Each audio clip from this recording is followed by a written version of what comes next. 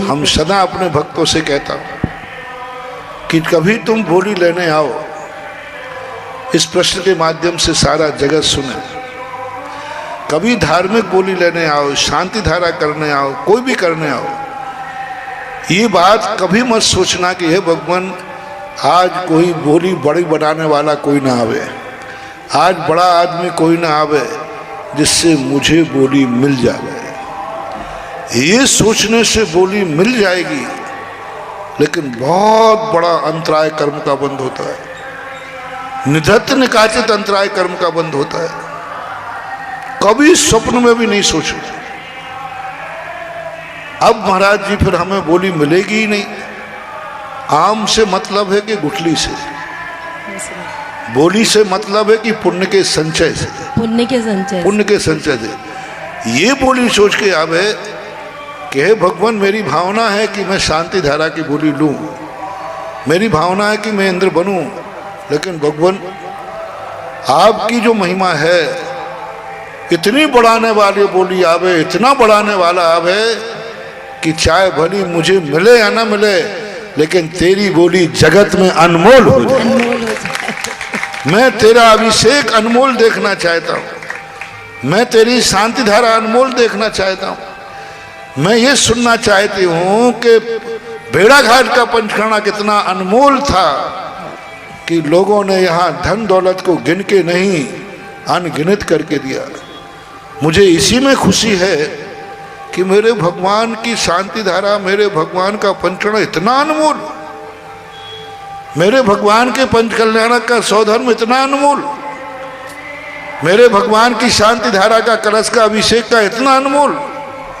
ओहो भगवान मुझे मिले या नहीं मिले, लेकिन तेरी महिमा जो मैंने अनमोल कर दी, तो आपको बोली ना मिलेगी तो भी आपको पुण्य बंद इतना बड़ा होगा कि जिसको सौधर्म इंद्र या मंदिर बनाया है उससे भी कई गुना ज्यादा होता है। इसलिए हमेशा कभी भी ना बोली लेने का भाव करो, लेकिन बोली कम में छूट जाए ये परिणाम कभी नहीं करना।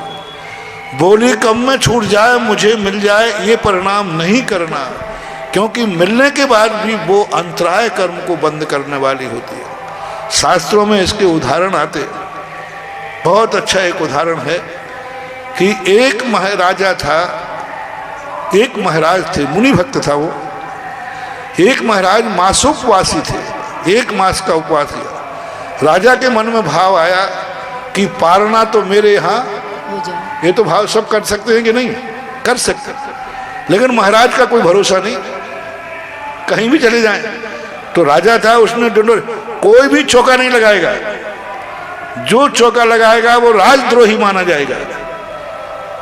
जिससे कहीं चौका लगेगा नहीं तो महाराज सीधे कहां आएंगे। ये अज्ञानता का कारण था और उसने पूरी रंगोली बिछा दी, कोई चौका नहीं लगे। महाराज 1 महीने बाद उठे, सीधे चलते गए, लेकिन राजा के अंतराय कर्म का उदय होने से जैसे ही राज दरबार के पथ पर बढ़े, उनका हाथी उद्दंड होकर बिछक गया, हाहाकार मच गया। महाराज फिर लौट गए। अब 1 महीने में 1 बार उठते थे, पुनः 1 महीने का उपवास हो गया। अब राजा कहता अब तो और बड़े तपस्वी हो गए, 2 महीने का उपवास, अब तो पारना होना ही चाहिए। पारना होने का परिणाम ये निकला, दूसरी बार आए, महलों में आग लगी उसी समय। फिर लौट गए। 3 बार ऐसा हुआ। तीसरी बार जाते जाते महाराज की शक्ति इतनी क्षीण हो गई कि एक थोड़े से जानवर ने धक्का दिया, वे मरण को प्राप्त हो गए। बोलो राजा की भावना अच्छी थी या बुरी? बुरी थी। नहीं, पहले नहीं, गलत है, अभी अच्छी थी। राजा मुनि विरोधी था कि मुनि भक्त?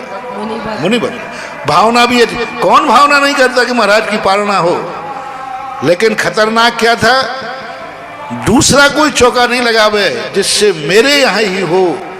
ये भावना करने से इतना बड़ा अंतराय बंद हुआ। राजा शरणक को कुणक ने जब जेल में बंद किया, स्वयं के बेटे ने, तब उस समय का कर्म बंद उदय में आया। इसलिए बोली प्राप्त करने में कोई बाधा नहीं है, भाव करना चाहिए। मुनिराज की पालना हमारे यहाँ ऐसे भाव करने में कोई बाधा नहीं है, लेकिन दूसरा चौका ना लगावे जिससे मुझे मिल जावे। ये भाव कभी मत करना। मैंने आगम से तुम्हें प्रमाण दे दिया, सारे जगत के लिए प्रमाण है। कभी भी हो सब भाव ना करो, सब करो, लेकिन दूसरे को ना मिल पाए और वो ना आ पाए, ऐसा भाव नहीं करना। ऐसे से अंतराय कर्म का बंध होता है।